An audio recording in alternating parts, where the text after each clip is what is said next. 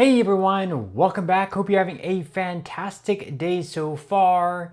So the Social Security Administration just announced a 2.8% COLA increase for all recipients of Social Security for 2026, but could a COLA cap, as being proposed by the Committee for a Responsible Federal Budget, actually be a good change for the future of Social Security?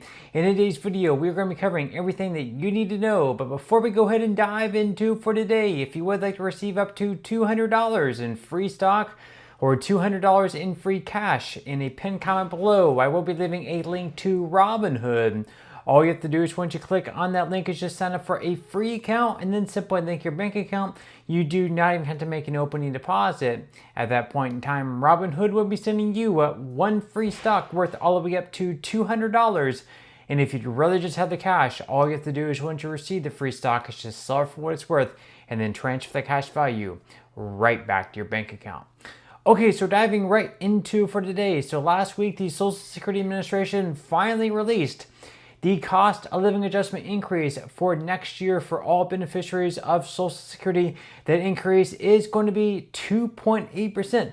But as being proposed by the Committee for a Responsible Federal Budget, they think they should put in place a COLA cap that would actually essentially limit how big of a COLA increase you can receive based on how much in benefits you receive. So for higher earners, those earning the most in Social Security benefits, would have their COLA capped out, where they can only earn a certain amount of increase each year, as opposed to those receiving the least amount in Social Security benefits would be able to get the full benefit. So we're going to go ahead and dive into this proposal. Let me know what you guys think in the comment section below as we go along. So once again, according to the Committee for a Responsible Federal Budget, the Social Security Administration announced today that beneficiaries will receive a 2.8% cost of living adjustment at the start of 2026.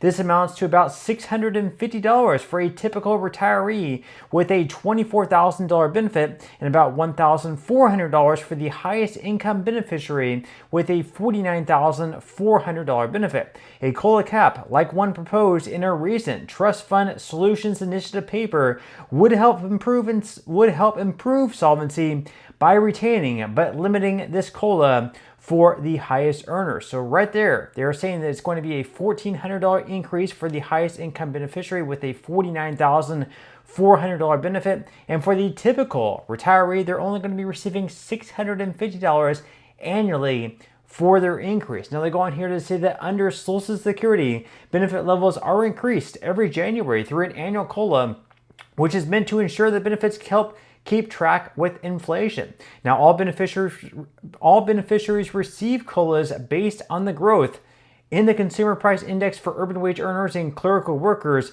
Historically, growth in the CPIW outpaced more accurate measures of inflation by an average of 0.3 percentage points per year. Now, it's interesting they say this because we look at other studies and they show that the CPIW actually isn't keeping up with inflation. So we look at other studies and it shows that CPIW is actually a bad output for what they use for the cost of living adjustment, whereas according to the Committee for a Responsible Federal Budget, they're actually saying the CPIW is a little bit higher, 0.3 percentage points higher than what actually inflation is. Now they go on here to say that with the insolvency of the Social Security Retirement Trust Fund just 7 years away, numerous proposals to perform COLAs and slow the growth in benefits have emerged. One novel solution from the Committee for a Responsible Federal Budget's Trust Fund Solutions Initiative would enact a Social Security COLA cap.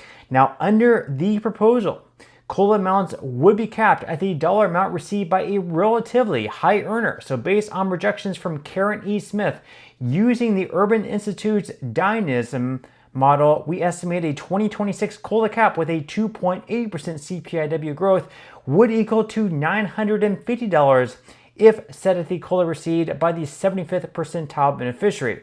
The cap would be higher or lower depending on how it is set. So you can see up on the screen kind of the graph of how they would set this at. So if they limit it to the 75th percentile earner of Social Security, the cap, the most you could receive annually for 2026 would be a little bit under $1,000. Now, if they limit it to the 50th percentile cap At that point, it would be close to $700, a little bit under $700.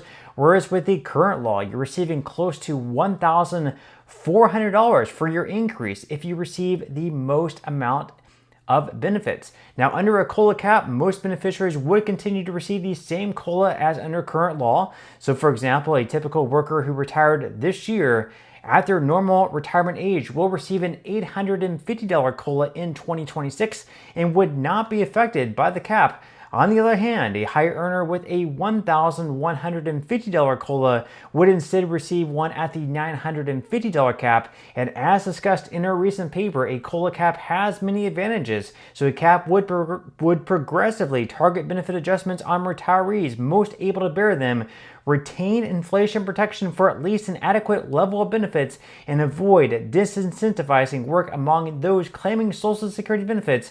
Depending on how the cap is set, it would close between 1/20th to 1/4 of Social Security solvency gap, and with retirees facing an across-the-board 24% benefit cut in just 7 years, policymakers urgently need to begin the work of enacting trust fund solutions. Today's Social Security COLA announcement is a reminder that capping COLAs can be a thoughtful, progressive step towards achieving sustainable solvency. So if they actually did that, they actually capped benefits, sure, I get the point that, obviously for someone who earns the least amount of Social Security benefits, it would not impact them, so they would still receive the full COLA, whereas someone receiving the most amount in Social Security benefits, like $4,500 to $5,000 per month, they would be capped out where they would not be able to receive the full COLA, and it probably would not impact them that much because someone who is a very high earner also earned a lot of income throughout their working career. They more than likely have a pretty high 401k. They more than likely have a pretty good individual retirement account.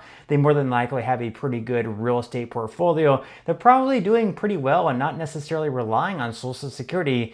So having their COLA capped out at a certain level probably is not going to hurt them all that much.